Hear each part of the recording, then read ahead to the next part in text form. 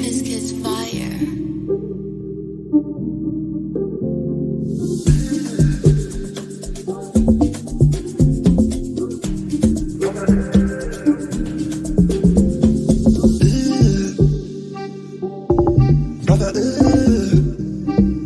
What's that? What's that, brother? What's that? What's that, brother? Brother, what's that, brother? What's that? What's that, brother? Brother,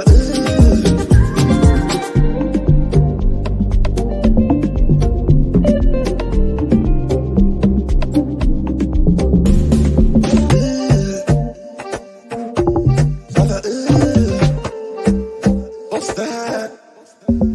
What's that, brother? What's that? What's that, brother? Brother, what's that, brother? What's that? What's that, brother? Brother,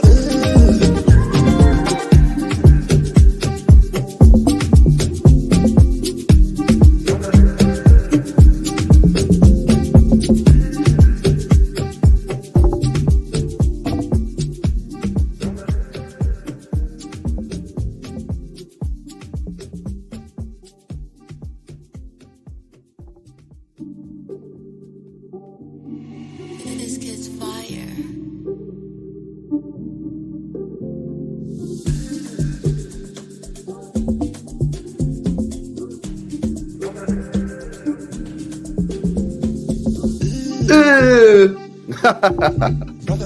Yeah, good guys, welcome back to another stream, man. It is a Nobbin show. He is here.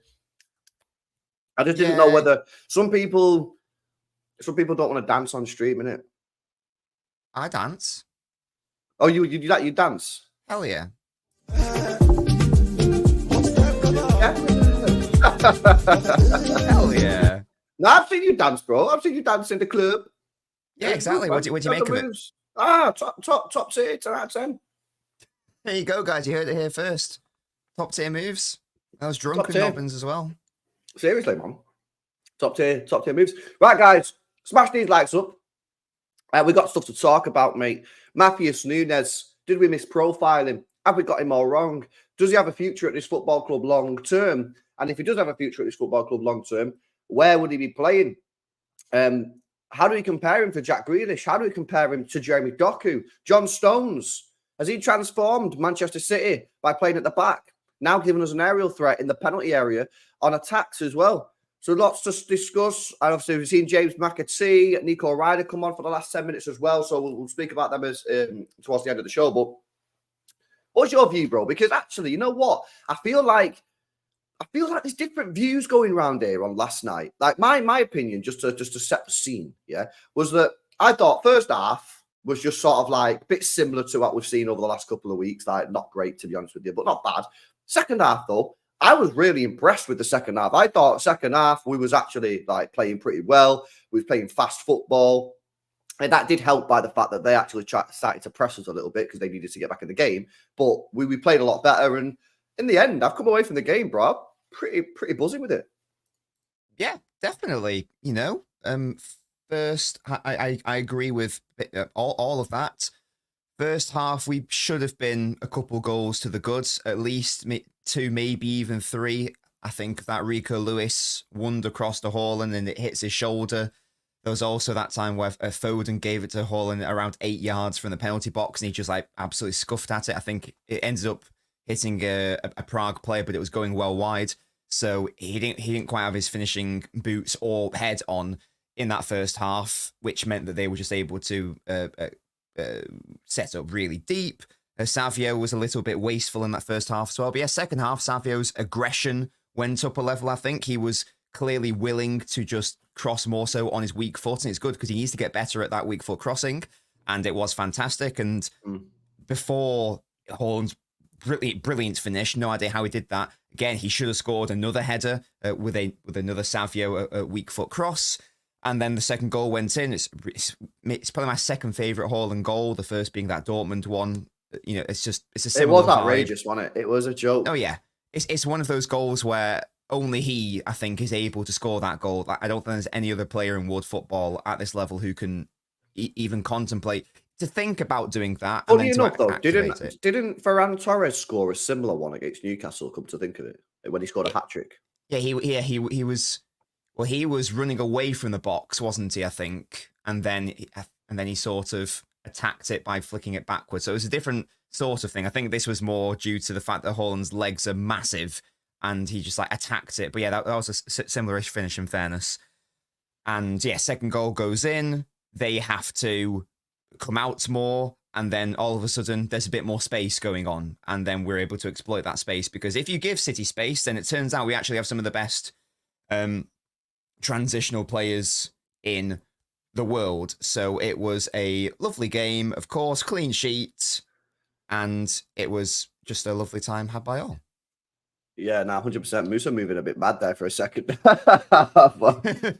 Bro, Musa's nudes have been leaked. mad, exposed. Now 100%. Smash these likes up. Now, you know what, mate? Yeah, no, I agree, man. It's quite interesting, mate, because like I'm seeing some City fans still not happy with yesterday's performance, and listen, I get it to a certain degree, but I don't think anyone can really deny that that's probably that's for me has been our best performance, like long term, because the second half, like the whole second half, I thought we were good, probably since before the first international break. Now I know the first 20 minutes of the Arsenal game we were mint, but like I'm talking longer than 20 minutes. I'm talking for like a half or a game. And the second half yesterday, we were really good. And you know what, as well, I've been saying, like, at some point, the performances are going to get better. Like, we all know that. Like, as much as people want to moan about it, we're not going to be just like this sort of like dead team for like the rest of the season. At some point, it is going to click into gear. And, you know, I think the second half showed me signs that it is starting to click into gear. I think Rico Lewis had one of his best games yesterday in the second half that I've seen from him in a long time. I actually think Rico Lewis has been poor for a couple of weeks. And some people disagree. Whatever, that's my opinion. I think he's been poor for a couple of weeks. Yesterday, best performance I've seen for him for a long time. Foden yesterday, by the way. I know you love speaking about Foden. Let me come on to him. I thought like him yesterday, really good. I actually think he'd be pretty disappointed that he only got himself one goal, because he had a couple of opportunities yesterday, and some of his shots, he had one that was straight at the goalkeeper. He had one that he put wide. He had one in the first half where he should have shot just after he'd scored, and then he decided to pass it. Like, I think he's that now getting into that position now where his match fitness is much more sharper and he's coming into his own. And like I say, at some point, it's going to click into gear. Savio, like yesterday, second half, he was tearing them apart. At some point, I'm making it clear now, yeah? At some point, Savio is going to start tearing players apart and like actually getting assists and goals. He's already got 4 assists this season, but actually getting on the score sheet as well. So I know people don't like hearing this, but I do think like we just need to be a little bit patient with this. And at some point, it's all going to click into gear. That's my opinion.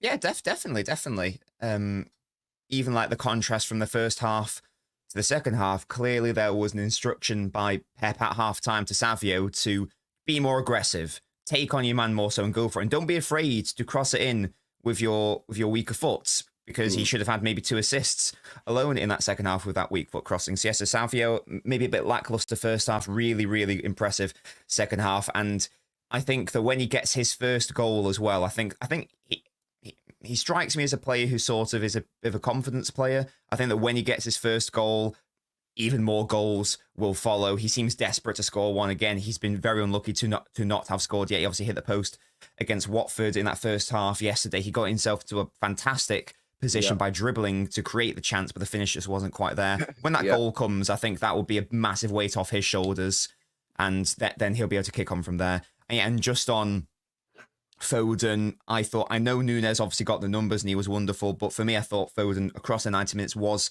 the best player on the pitch. It wasn't just a goal, it was also the fact that he was controlling the tempo of the game, and this has been a massive criticism of Foden for some reason, even though he did it quite a bit last season. I think the best example for me was, the Everton game away, when he was able to drop deep and pick up those deeper positions and control the tempo of the game. He did that yesterday against Sparta Prague. Unlucky to not get assist in that first half, and obviously scored that wonderful goal. Also integral in that was it the third goal, that counter attack where Lewis is wonderful in the build-up, plays it to Foden first time ball because he knows you've got to play it quickly first time, otherwise the opportunity's gone.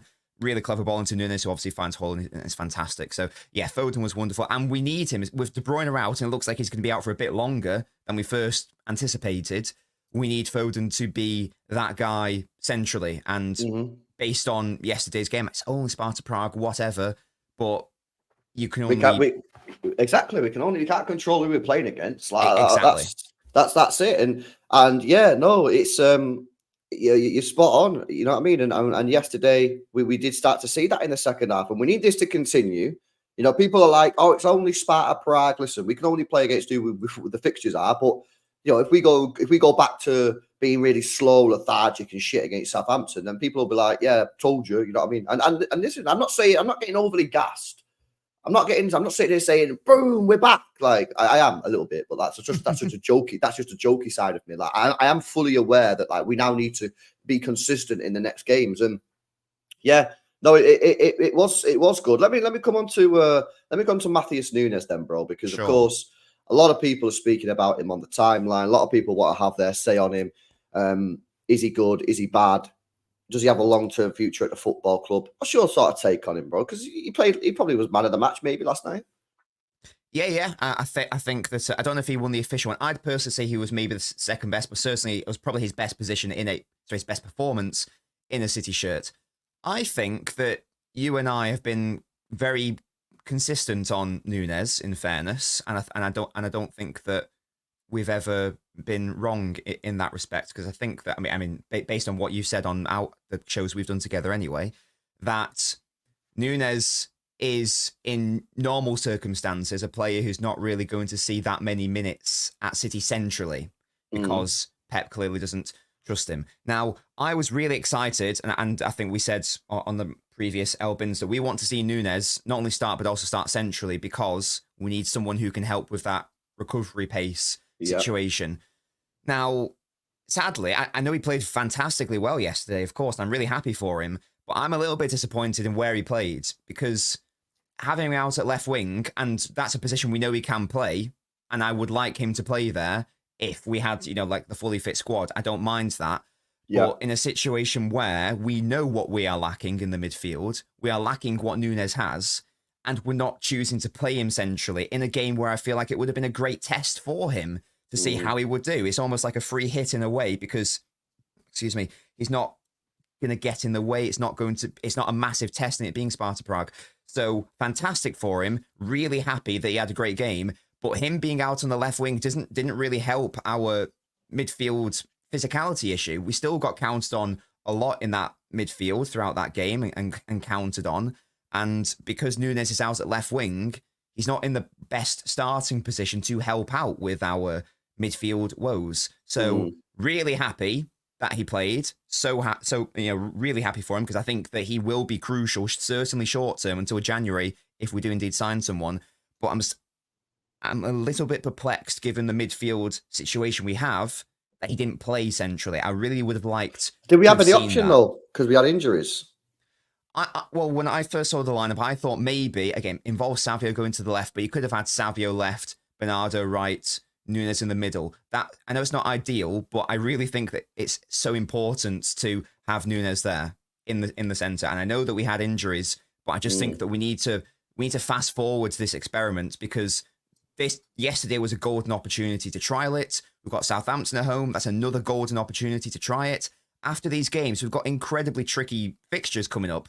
And there's no world in which Pep is going to experiment with Nunes in the centre against these trickier opponents. Yeah, no, I hear that. I think for me, I'm looking at it, maybe he thinks that when he's seen Savio on the left, he's not particularly had his best games on the left, Savio. So maybe he's thinking he had no other option. And to be fair, the squad right now is pretty thin because of all the injuries, especially in the sort of attack role, with Kevin still not being fit, Grealish and Doku now being injured. We have no backup striker. So it is a little bit stretched. I agree in principle, though, with what you're saying. Like, we do need to see this guy in the middle. Does he have a long-term future at left wing at Manchester City? I'd be surprised if he does. I'd be surprised if his long-term future and again, that's not controversial. It's not a controversial thing to say. I think to say that I don't think that's a situation. However, he did play quite well last night. I thought played, and I don't know, man. I don't. Who was your man of the match then? Foden for me, but I'd have Nunes a close second. Okay, yeah. So Nunes is definitely up there, and I think I sort of see him as a little bit of a. I don't know if you agree with me on this. I sort of see him when he plays on that left wing as a bit of a hybrid in between Grealish and Doku, because he can hold the ball up like Grealish can do. Maybe not to the same level of ability, and maybe he's not got the close control as quite locked down as maybe Grealish does. But he's also better at taking players on than Grealish, but not good as Doku. So I see him as a bit of a hybrid. So for me, I do want to see him play in these next two games. We've got Southampton coming up on Saturday. I think he's got to play. Yeah. And then I'd play him against Tottenham. And then after that, that's 3 games in a row. That'd probably be the first time he's played 3 games in a row for Manchester City. And I think at that point, as a fan base, we can probably start to have a conversation about, right, what do we think? Do we think he's actually good enough to be at this football club long term? At this moment in time, he's not played enough. We're not seen enough from him to fully understand that. But listen, I've got to take my hat off to him. He played really well last night, and you know, he clearly he's clearly a player favourite. You see how the players were celebrating with him, like they were buzzing for him, and he wants to stay. He could have probably left in the summer, and Pep obviously said he wanted him to stay and stuff. So he wants to fight for his spot. And listen, I hope it works. And yeah, we have been very consistent. Both of us think he's a good player. We just don't know where he's going to get into the team because of the players that we have. But I do think now we're at the point in his career at City where you've got to throw him in now. You've just got to throw him in and see if he can sink or swim. And if he does well, mint. If he doesn't, then we know we're going to have to probably get rid of him in the summer. But I thought it was a very promising performance. And you know what? I'm kind of looking forward to seeing him play against Southampton on Saturday, bro. Yeah, definitely. And hopefully we get to see him more centrally. Again, we've discussed it's not ideal because of the winger situation. There is still a world where it can. I still think it's worth sacrificing at least, for a half of football to see what Nunes can do centrally, because I'll repeat, I'm thinking more about certainly up until the January window where we're going to come up against these trickier sides. I think we play Liverpool soon, for example. Maybe there's a Manchester derby and Villa in there as well. I can't recall the fixture list exactly, but we're going to be coming up against teams where that midfield fragility is going to get exposed, to be honest. So if teams like Sparta Prague can expose it, as they did, and Fulham, who are a good team in fairness, but Fulham can exploit it and Newcastle can exploit it and all these teams can exploit it, then obviously the better teams are also going to be able to identify it and exploit it. The only in-house solution that I can see from a midfield perspective is Nunes being played there. So that's why I would really like to see him there. But based on what we did see, fantastic on the left, and that's no surprise. Again, you and I have said that we like him on the left wing. He played there really well against Bournemouth, for example, didn't he? Or Luton, whoever it was. He was really good. Nunes' future from a long-term perspective, because Rodri will come back. We will sign another midfielder, I'm sure. His long-term future is probably as an auxiliary player or as a utility player. So it's really good that he's good out on the wing. I would love to see him in some games, maybe, when we've got our midfield back, maybe trialed at right back as well, and obviously in the centre. But I think that is a sort of player that we're talking about. And that's not an issue, by the way. That's absolutely fine. I don't think Nunes is going to be a player ever in his City career where he's like, yeah, nailed on in the midfield when everyone's fit. I think it's going to be more a case of, not disrespecting Nunes here, more like a Delph situation in that he can play in a number of roles and positions very well. I think that's Nunes' long-term future with City. And the thing is as well, right? If you can be that type of player, right? Pep will love you. Pep will love you, and you'll play a lot. Because if you're a player that can play in a lot of positions, every week he'll rest a player. All right, I'll put you there. Our player get injured. I'll put you there. Like, it's a very, very good. It's one of those, because on one hand, as a player, it's a bit shit because you want to have one position nailed down. I think we all agree that that's probably, as a player, you probably play your best football, when you're playing in the same position in the same system week in, week out, because you get used to it, you get understand the role, and you can just cook, right? But we got to accept that, one, Pep, it's difficult to be that player for Pep anyway because he rotates the team a lot, and two, like you said, is Nunes ever going to be that guy? Probably not. So that's probably disappointing for him. However, that doesn't mean that he won't play. If he can get the trust of Pep Guardiola, and at the moment I don't think he fully does, right? Even though he played really well last night. Yeah, I think the evidence is clear on that because he's only played 1,600 minutes, and we're in October of the second season, right? Yeah, I mean, that's not me saying it. The stats prove it, right? But if he can get that trust of Pep Guardiola, and Pep's like, you know what? I can play this guy centre mid, and he's not going to lose the ball. Or I can play him left wing, or I can play him right back, or wherever it may be. Bro, I'm telling you, man, his minutes are going to skyrocket because he'll just play. Look how many injuries we've got now. Now he's going to be playing left wing for a couple of games. You know what I mean? Walker's out injured. Rico needs a rest. I put Nunes right back. Oh, you know, Gundogan needs a rest. He's played bare games, and Kovacic is 30s in his 30s as well. He needs a rest. I play Nunes in the middle. You know what I mean? He just needs to get that trust, and I think we might be at the start, hopefully, because I want to try and be positive about the situation. Hopefully, we're at the start of a Nunes redemption arc, and he's gonna start coming into this team because I like him. I like the guy. I think he's a good player. It's just, can he get in this team? That is the big question, man. Guys, make sure you are smashing these likes up if you've not done so already. Big up to Simo as well for the 10-month member chat earlier on. So big up yourself, LB. Thanks for all the content. Now, big up for tuning in, man. And next time, mate, you need to tell work that Yorovski's, mate, he missed a game yesterday. He couldn't go because work wouldn't let him go. Can you believe that? Yeah. It's crazy, bro. Yeah, that's crazy, mate. Big up Kieran as well. Says, not the first player to have a difficult first year at City. Could have a big part to play this season with our injuries. Just needs to run in the team. Yeah, spot on, Kieran. The thing that I'd say about that, though, the difference for me between Nunes in his first year at City compared to other players in the first year at City is that he just didn't play. Yes. Like other players have come to City, struggled in the first year, but actually played. If you actually have a look how many minutes he played last year, he played like 1,300 minutes, bro. Total minutes. Like, he just didn't play. So that's why I always kind of pushed back on the narrative of, but everybody struggles in the first year. It's because, yeah, but everyone, at least they play in the first year. Nunes didn't even play his first year. That's why I wasn't going down the same road. It wasn't a quality issue. It was Pep just didn't fucking like playing the guy. Whereas now, hopefully, it's a trust issue. Yeah. And it obviously didn't help when Nunes lost the ball last year against Luton in his own half, and then they scored. That sort of shit will not help you as a player who's trying to gain the trust of Pep Guardiola. But yeah, he does need to run in the team, and he needs to play this Saturday, and he should play against Spurs. And then let's see then. That's 3 games in a row then that he would have played. And then I think as a fan base, like I said earlier, I think we'd be much more we're in a much more better position to start judging him and start talking about him. Because at the moment, we don't really fully know what's going on, you know. Big up to Amar as well, says, I think we should just rest Gundo now until April. Yeah, listen. Gundo played well yesterday. I thought Gundo played well yesterday, bro, but a lot of people just didn't like his performance. Yeah, I think the issue with Gundogan, because he's not been, brilliant to the start of the season, but there's a few mitigating circumstances. First of all, he was never supposed to play this much football this soon in the first instance, because Rodri wasn't supposed to get injured and be out for the entirety of the season. So that's the first thing to say. The second thing to say is that I don't think that he's being used properly in terms of his best role on the pitch and his best position on the pitch.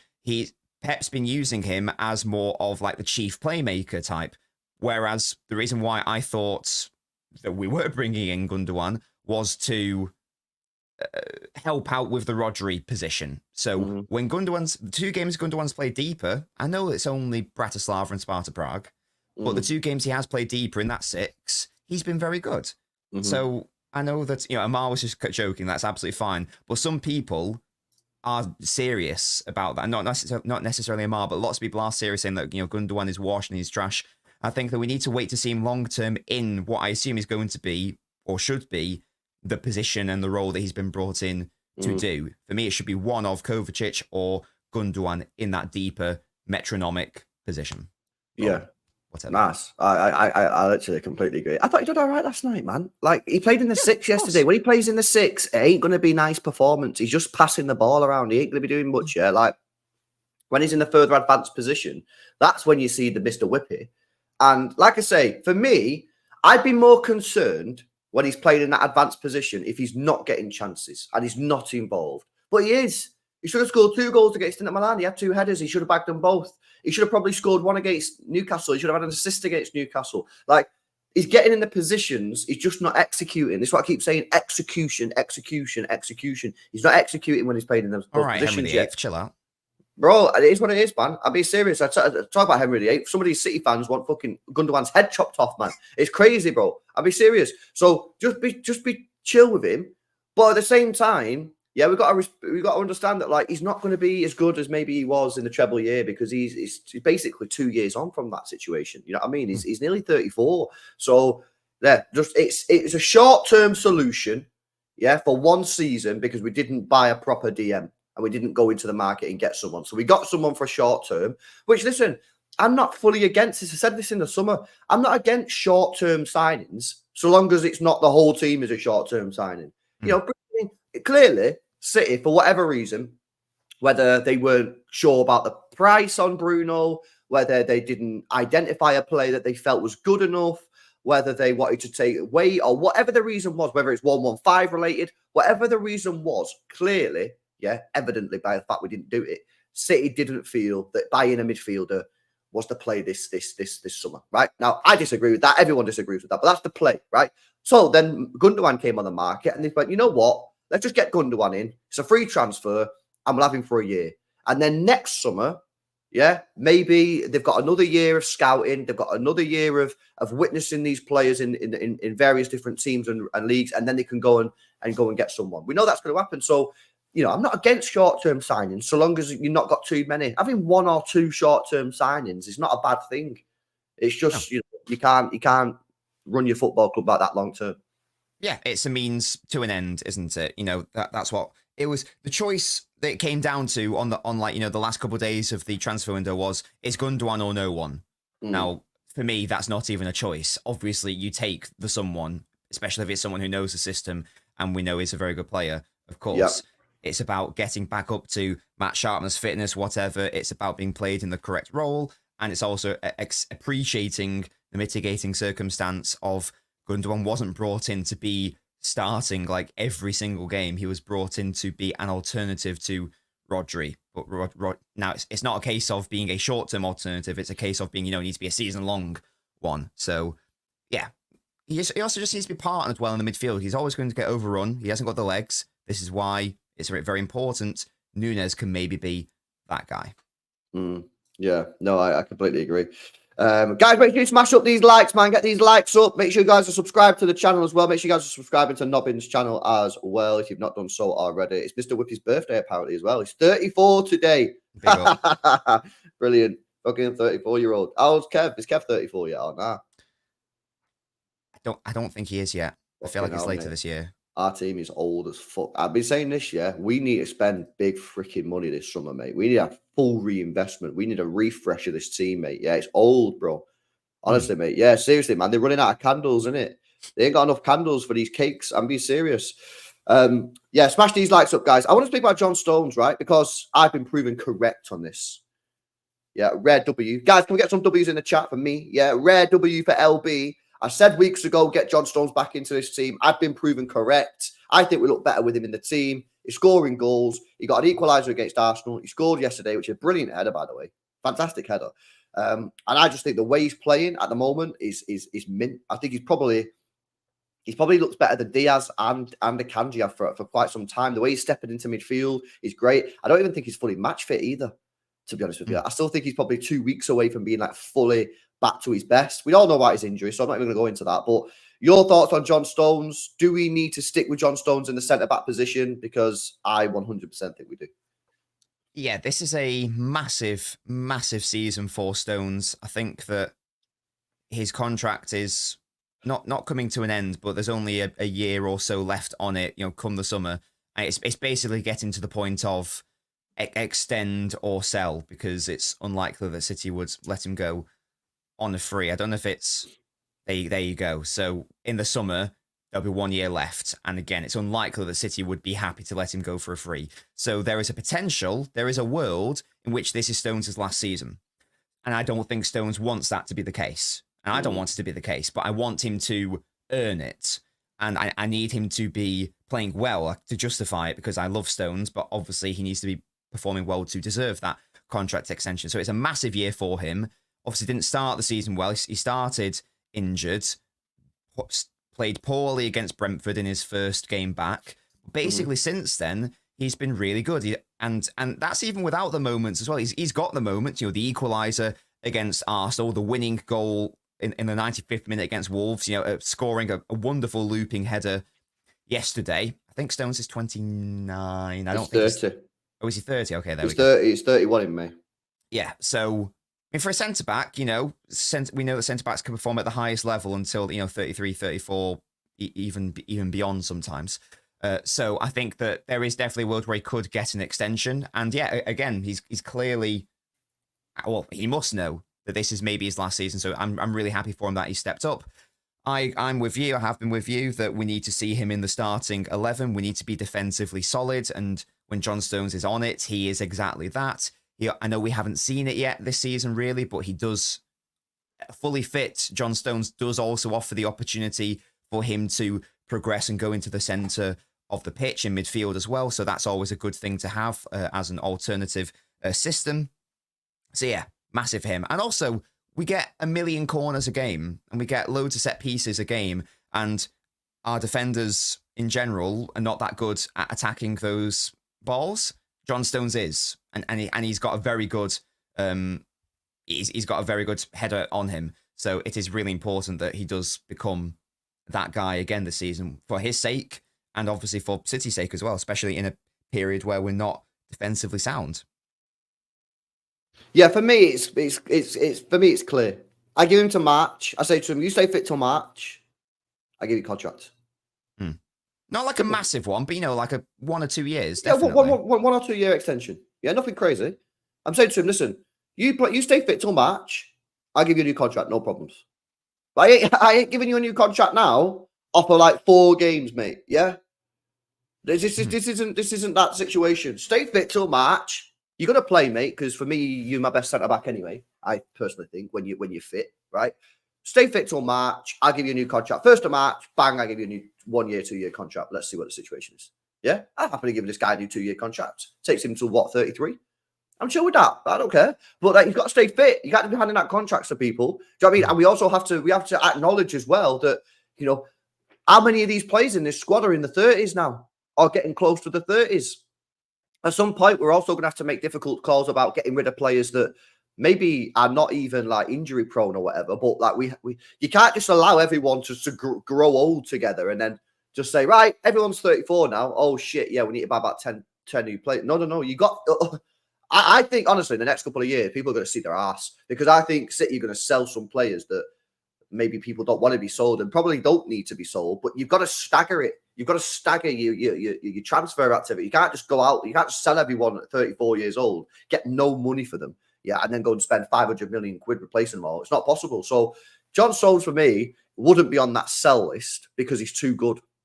But he's got to prove that he can stay fit. And if he can't prove that he can stay fit, i.e. if he gets pure more injuries this year, I think he might be one of those players that City just look at and say, look, he's 31 at the end of the season, right? So this summer he'll be 31. He's got a year left on his contract. Let's say he gets 2 more injuries this year. City might just look at it and go, nah, we'll get rid of you. We'll keep Ake and you can be sold for 20 mil and, we'll bring someone else in or promote Callum Doyle or someone like that. So, yeah, listen, I think it is a big year for Stones and I hope he can stay fit because, like I say, for me, I think he's our best defender when he's fully on the game. I think he's by far the best player at the back, playing out from the back, other than maybe Gvardiol, but he's never really at the back anyway. He can drive into midfield like none of our other players can. He can shift over to right back. He's just a brilliant player. It's just unfortunate that he can never stay fit. I checked in yesterday. The most games ever played for us in the Premier League is 24. Yeah, the most games he's ever played is 33 for Everton, and that's an outlier, massive outlier. So it's a shambolic injury record. If we've been honest, yeah, it's shocking. So listen, apparently Tone's telling us that. Apparently, he's got a new routine or something. He's got a new what's called a fitness program, and maybe he's not doing the same sort of training as the rest of the players. And I think that's what you're gonna have to do. I think you're gonna have to try and change it up. It's the same with that Reece James at Chelsea. You can't just keep doing the same shit. You know what I mean? You're gonna have to change it up and do it sort of like Leslie King style and just say don't train. Maybe just turn up at the weekend and play. I don't know, but I do really like him, and I think he has. I think we're better with him in the team. I do. And that's harsh on someone like an Akanji because an Akanji might not necessarily play at centre-half and he doesn't really deserve to be dropped. But Sometimes you got to make difficult calls. You got to drop a player that maybe doesn't deserve to be dropped. And for me, Stones is that guy. You can always play a Kanji right back as well, couldn't you? Mm-hmm. Yeah, and we've said that a lot. That we would like to see that. We would like to see the return to 4 centre backs in those games, just to maybe in the league, just to get the clean sheets up and just to sort of like remember how to defend. Yeah, there's no doubt that when our centre halves are all on it, there's no doubt that the best pairing is Diaz and Stones. They complement each other perfectly well, and because Diaz is the more aggressive type, Stones is the more subtle one on the ball in particular, and you need that sort of partnership. And sad that because of injuries, we haven't seen it as frequently as we would like to see. But if everyone's fully fit and everyone is on it, then arguably that would be City's best centre half pairing, 100%. Yeah, no, 100%, man, 100%. Let's see what you guys are saying in the chat. Stones is on the pep diet.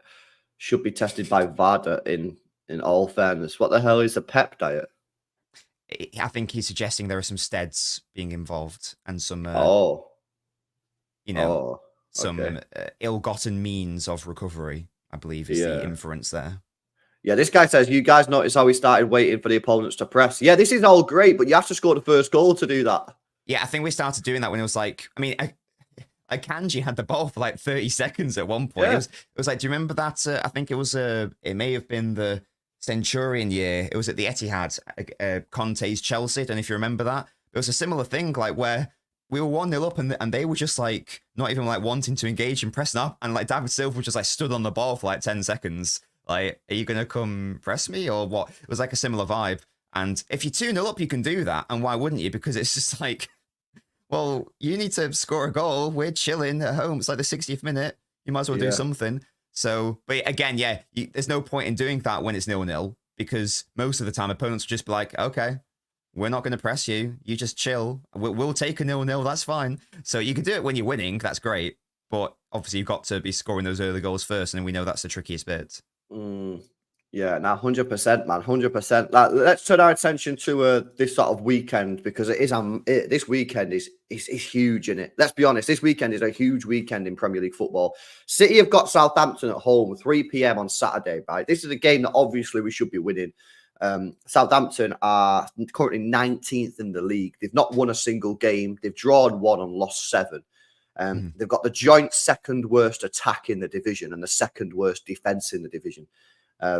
Everything points to them being shit, right? We're at home, we're second, and we have an opportunity on Saturday to get our job done, and then we can all just sit back and chill on. No, LP, I didn't say I'm worried. I didn't say I'm worried. I'm not worried, but I'm just saying that we just have to be professional on Saturday and get our job done. Because what we don't want to be doing is maybe going into it thinking it's going to be too easy and then all of a sudden be shot. Like, one thing I would say is, right, Southampton can play football. Not remember that game they played against United? They got beat 3-0, but that was a mad scoreline because the first 30 minutes, Southampton absolutely cooked United in that first 30 minutes. And if they had a striker, they probably would have been 2-0 up. But they missed a penalty and they missed a couple of chances as well. I need to see the second half performance yesterday from minute 1 on Saturday, bro. Mm-hmm. Yeah, I want to see a dismantling. I want to see an embarrassing performance from a Southampton perspective. I want a clean sheet, of course. As I understand it, this is Southampton's worst or one of their worst ever starts in top flight history. This is a sort of caliber of form of team that we are dealing with right now. Yeah. So I would like to see us pepper them and destroy them and humiliate them. And this sounds really me. I don't know why I'm going in on Southampton here. They've never done anything to me, but we need to do that. And, I want to see Nunes get an assist. I want to see, Haaland get a hat-trick. Nah, they did do something to us. Yeah, you not remember when that Italian geezer stuck one in the fucking top corner against Pantilmon and beat us 1-0? Oh, yeah. To be fair, you're right. You're not wrong there. Yeah, that was upsetting. And also, they beat us in the treble year, didn't they? They denied the quadruple. So they denied the quadruple. And there you go. They for that. Yeah. F Southampton, man. Yeah, honestly, new rivalries just dropped, lads. Yeah. So all signs point to it being a very good win. That's what it should be. That's what I'm hopeful for. I'm not going to say the word expecting because that's a bit arrogant, but we really should be beating them very comfortably. Just set down a marker of, we're here and we can keep clean sheets in the Premier League. I don't think we've kept one since Chelsea, the opening day of the season, have we? So that would be really, really lovely. And again, just want to see some good performances. Again, get the confidence up of some players who I think need it, like Nunes. Would love a Savio goal, for example. I think that would do his confidence a world of good. And I think then more goals will come. And obviously, I'd love a Haaland stat pad sesh. That would be a lovely time. Yeah, and then we can sit back and chill on Sunday and not really care that much. I mean, I have my opinions on who I want to win the game, right? But in terms of like whatever happens, I'll be happy. You know what I mean? We just need to get our job done. And listen, this is a good opportunity to get some goals. I mean, they have got the second worst defense in the league, so it's not disrespectful. It's just facts. Yeah, we've got to be up that goal difference. Yeah, we've got to get this goal difference up, man. You know what I mean? And just full send it. It'll be interesting to see what Southampton do, because are they going to come to the Etihad and go, you know what, let's just sit on the edge of the penalty area? They're not that sort of team. They're a team that tries to play football, but if they try and play football, we could batter them, and you never know. It could come down to goal difference for them. So, yeah, listen. My opinion is this: if we play like we did in the second half yesterday, I think we'll beat them at least. We'll score at least 3 goals, in my opinion. If we play like we did yesterday, but if we don't, then who knows what could happen? It also depends on what Southampton are going to do. Are they going to come to the Etihad and sit on the edge of the box? I don't think that's going to happen. Yeah, Howard Bellis sabotage, bro. He is there. He is there, Howard Bellis, but just needs to take one for the team. Go down. He just needs to take one for the team, man. 100%. Now I'm looking at the team lineup from the last time. This is how they settle. I don't know how Kyle Walker-Peters is still there. Am I missing something? I thought he's a good player. I'm quite surprised that no like top 6, top 7 teams gone in for Walker-Peters. To be honest with you, I like him. He's all right. That Aribo is a decent player. Archer he's a good player. Archer, I think. Yeah, he's decent. Who else is decent in that team? I don't really know about the rest of them, to be honest. There's the storyline of Aaron Ramsdale being in goal, Arsenal player. So that would be the narrative of, can the ex-Arsenal keeper prevent City from scoring and helping Arsenal in the title race? That will be the vibe going on Twitter, I'm sure. What do you reckon about Sunday? Arsenal, Liverpool. It's at Arsenal. It's at the Emirates. Okay. I think that based on what my pre-season predictions were, I probably want Liverpool to win. But based on being logical, you should probably want a draw, because then there's 4 points dropped. Whereas if a team wins, only 3 points have been dropped. But if it's a draw, then there's 4. So from a pure mathematical perspective, City should probably be wanting a draw, because it means that there's 4 points dropped between 2 teams rather than 3 points dropped between 2 teams. Let me do a poll in the chat. What result you want on Sunday? I definitely don't want an Arsenal win. I think that's probably the worst result. Yeah, I agree. Yeah, basically, I'm sort of with you. There's a poll in the live chat, guys. Poll in the live chat. I'm with you here. I actually want Liverpool to win. That's reasonable. I want Liverpool to win, draw Arsenal. Yes. Because I still think that Arsenal are our main threat this year. Yeah, and based on my predictions, I agree with that. Like, Arsenal are going to get a lot better because loads of their players are out. Saka's out, Ødegaard's out, Saliba's out. Marino's just started to play football. Nwaneri might be introduced. Calafiori's out for a period of time.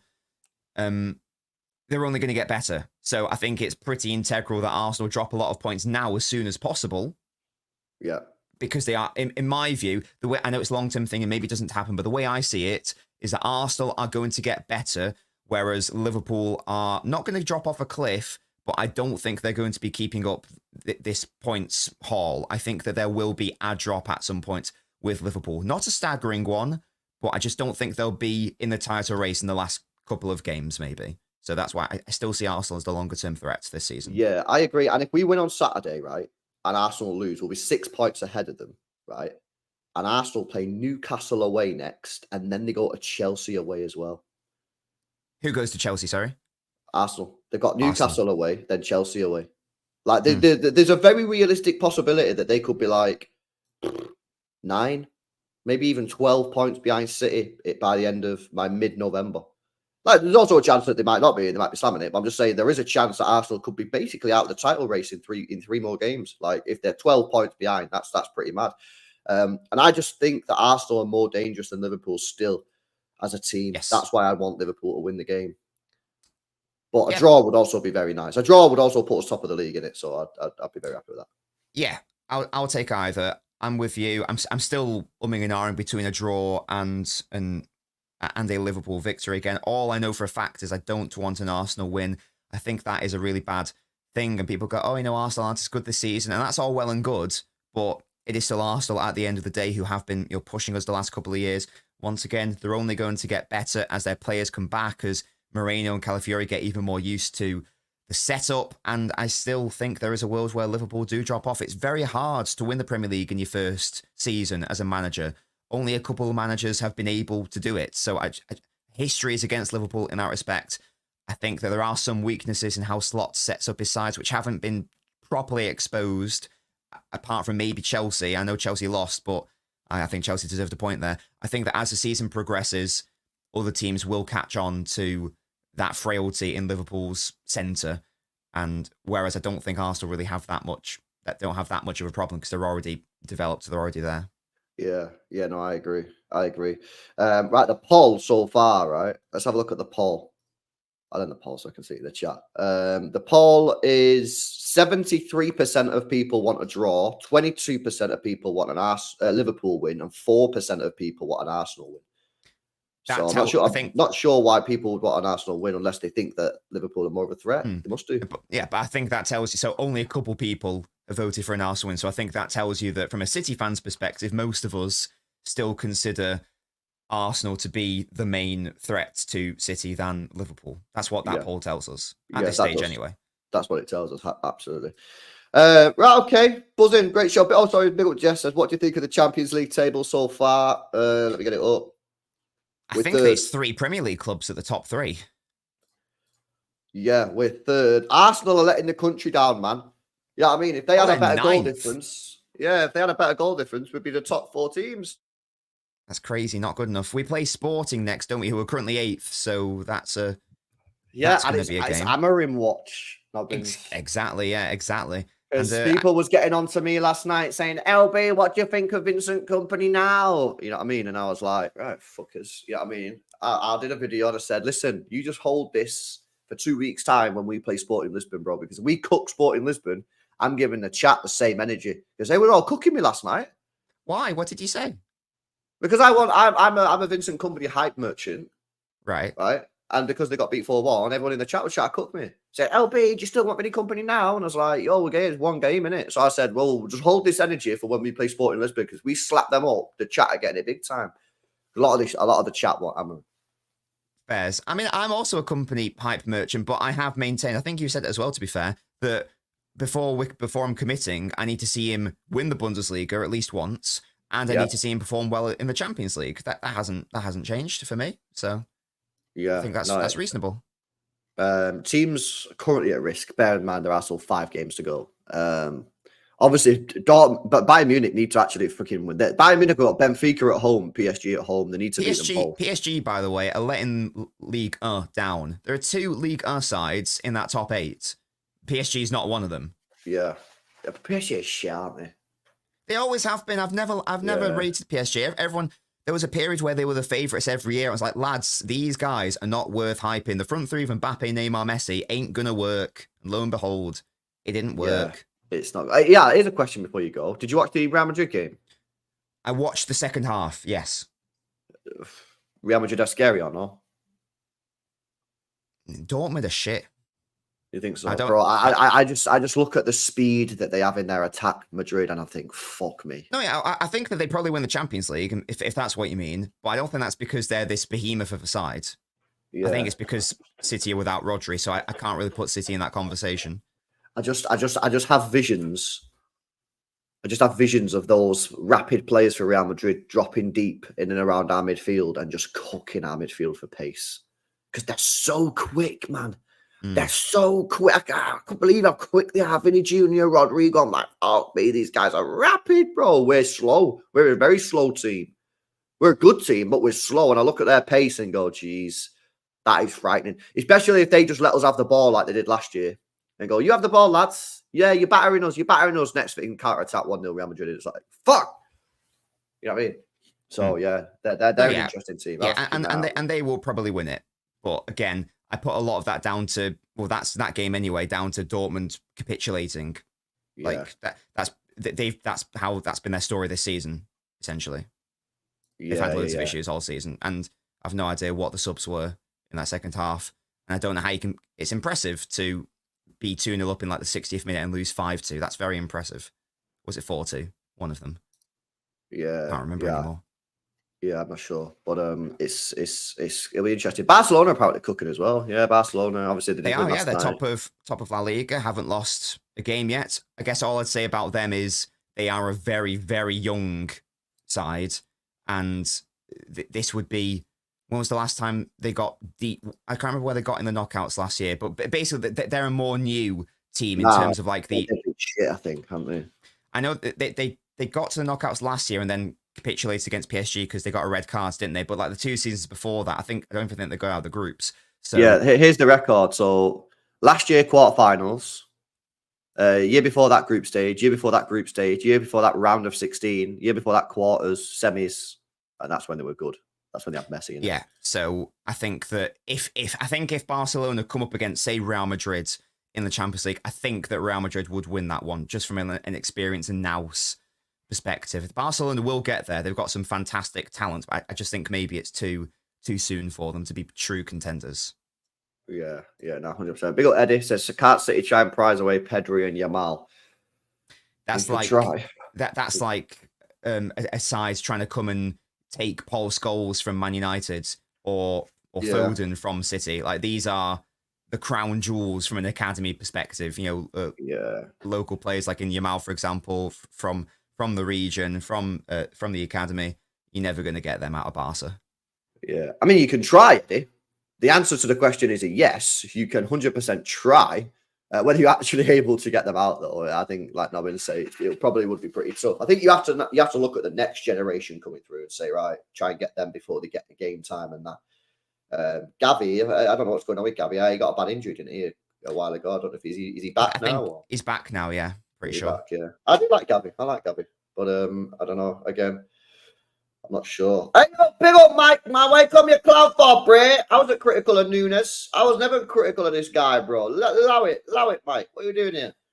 El Clasico this weekend. Yeah, it is El Clasico this weekend. Yeah, we'll have to watch that. We'll have to watch one. But yeah, okay. Big up, man. Big up. What you got coming up for us, Bray? Good question. I don't actually know. I should probably do a video talking about what the solutions to the Rodri dilemma. But as always on my channel, there will be analysis videos. There will be postmortems on the live streams. So just notification bells and all that. Yes. Notifications. There you go. You hyped Elise LB. Why are you guys so reactionary off of one game? What's going on here, man? Honestly, you guys are mad. Elise is very good. What? I don't understand. Elise is a good player. Elise is a good player. Yeah, Itchy, I don't know what I'm going to do about this because I've got to go out, man. I've got to go carpet shopping, bro. So I might do it later or something. I'm not sure. We will do it, though. We'll do it. Right. Big up, guys, man. Make sure you guys smash up the likes. Make sure you guys subscribe to the channel. Tom Little's live, speaking about the Arsenal-Liverpool game at Sunday. So I was redirected to him. That could be an interesting one to hear what he's going to be saying about that. I'll redirect you there. Make sure you guys are subscribed to Nobbins as well, guys. He's got his tactical videos coming out and post-mortems, as he said. Make sure you drop a like. Give us your thoughts and comments in the comment section below. And we'll catch you in the next one. Peace out, people.